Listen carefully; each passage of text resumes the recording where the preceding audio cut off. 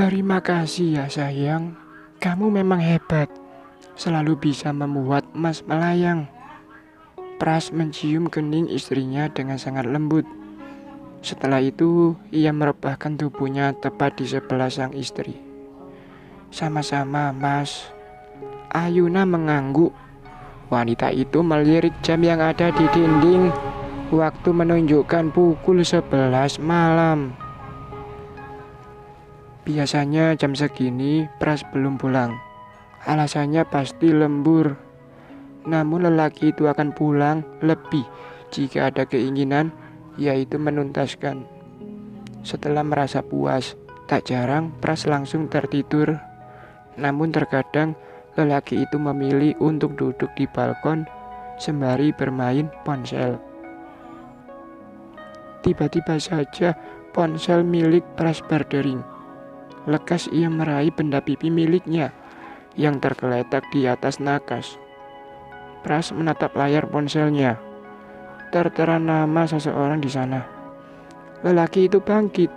Ia mengambil celana boxer miliknya, lalu dengan segera memakainya. Setelah itu, Pras turun dari tempat tidur dan melangkah menuju balkon.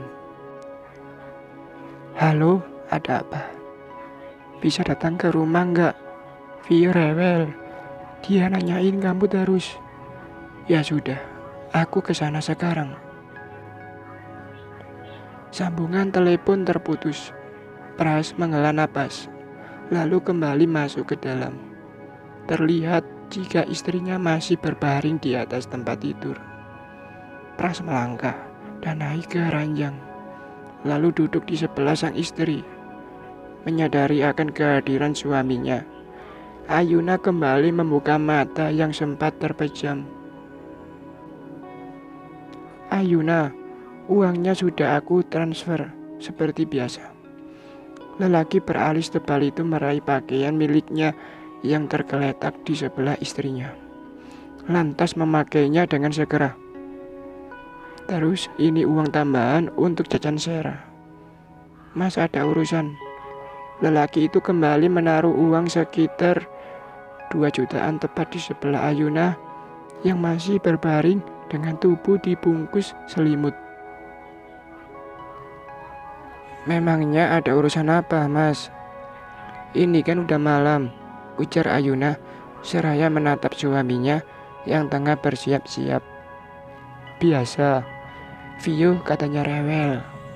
Kamu tahu sendiri kan, Vio akan diam kalau Mas sudah ke sana. Ya sudah, Mas pergi sekarang. Pras mencium kening istrinya dan setelah itu ia menyambar kunci mobil miliknya, lalu melangkah keluar dari kamarnya.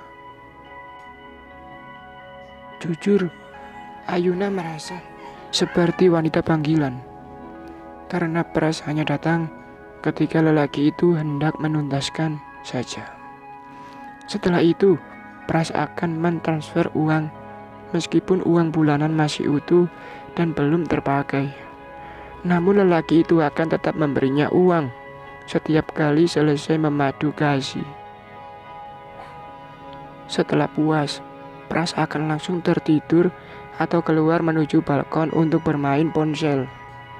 Jujur, rasanya cukup sakit. Ayuna merasa menjadi istri yang tak dianggap, karena Pras hanya akan memujinya jika sedang dibutuhkan saja, terutama untuk memenuhi kebutuhan biologisnya. Setelah itu Ayuna akan dibiarkan. Sungguh sangat menyakitkan mempunyai suami tetapi hidup seperti janda. Waktu yang Pras punya telah terbagi dengan wanita lain, padahal wanita itu hanya orang lain.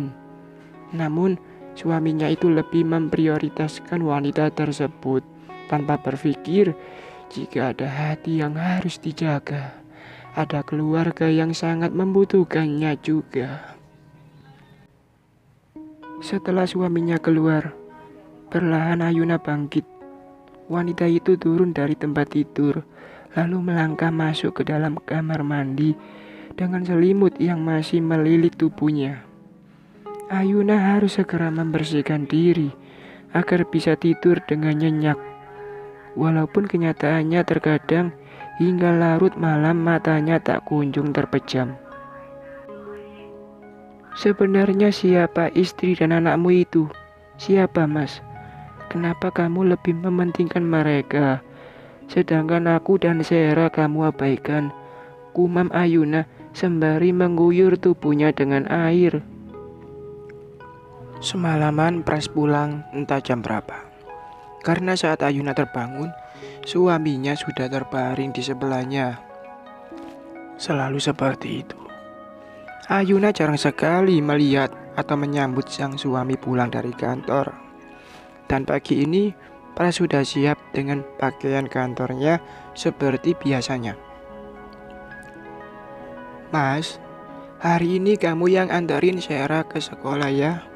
Aku lagi banyak pesanan, jadi harus ke toko lebih awal, ucap Ayuna seraya menyiapkan bekal untuk Putri dan suaminya. Ya sudah, nanti Mas yang antarin Sera. Pras mengangguk, namun matanya tak beralih barang sejenak dari benda pipi yang ada di tangannya.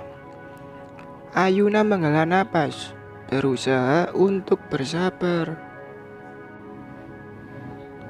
Sayang, sarapannya cepat dihabisin ya. Nanti kamu berangkat bareng sama papa, ujar Ayuna seraya memasukkan bekal putrinya ke dalam tas. Iya, Ma. Sera mengangguk. Selesai sarapan, Pras dan Sera segera bersiap untuk pergi. Tak lupa Ayuna mengantarkan mereka sampai ke teras depan. Setelah mobil yang membawa suami dan putrinya menghilang dari pandangan mata, Ayuna memutuskan untuk masuk ke dalam. Ia juga harus bersiap untuk pergi ke toko kue miliknya. Waktu berjalan begitu cepat, tak terasa seharian ini Ayuna sibuk di toko kue miliknya. Tepat pukul 9, toko baru tutup. Ketika hendak pulang, mobil yang Ayuna bawa mogok. Bahkan hujan tiba-tiba turun. Dengan segera Ayuna mengambil ponselnya untuk menelpon suaminya, berharap sang suami sudah pulang dari kantor. Mas, bisa jemput aku nggak? Mobilku mogok, ditambah hujan lagi. Kamu naik taksi saja ya. Soalnya sekarang Mas lagi nemenin Vio sama Laura makan di luar. Ayuna langsung menutup sambungan teleponnya.